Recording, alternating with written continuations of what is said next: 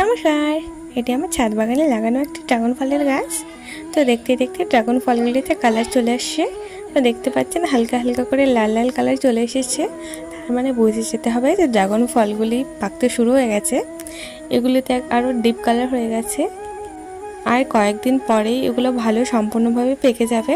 এখন ওগুলো সম্পূর্ণভাবে পাকেনি, যখন পাকবে তখন আরও পুরো লাল টকটকে হয়ে যাবে। আর 2-3 দিনের মধ্যেই এগুলো সম্পূর্ণভাবে পেকে যাবে। একটি ফলেই লাল কালার চলে এসেছে। আর এটা ফুল ফোটার 24-25 দিন পরের ভিডিও। ফুল ফোটার 24-25 দিনের মধ্যেই ফল পাকতে শুরু করে দেয়।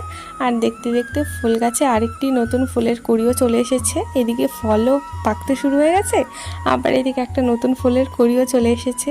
দেখতেও ভালো লাগছে। আর এই ফলটা হয়তো আর সাইজে বড় হবে না, এটা এখনও ছোটই আছে। আর এটা আমার ছাদ বাগানে লাগানো আরও একটি ড্রাগন ফলের গাছ, যেটির একদম উঁচু একটি ডালের ডগায় ফল এসেছে। কয়েকদিন আগেই ফুল ফুটেছিল এই গাছে, কিন্তু এত উঁচুতে ফুল ফোটার কারণে আমি ভিডিওটা নিতে পারিনি, খুবই অসুবিধা হচ্ছিল।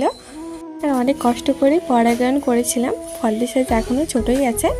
আর এই ফলগুলিকে আরও কয়েকদিন রেখে দেবো সম্পূর্ণভাবে পাকার জন্য। আর যেদিন গাছ থেকে ফলগুলি তুলবো অবশ্যই আপনাদের সাথে শেয়ার করব। আর ফলের ভেতরটা কেমন অবশ্যই কেটে দেখাবো। আর আমার ভিডিও ভালো লেগে থাকলে অবশ্যই লাইক, কমেন্ট অ্যান্ড চ্যানেলটিকে সাবস্ক্রাইব করে পাশে থাকবেন। ধন্যবাদ।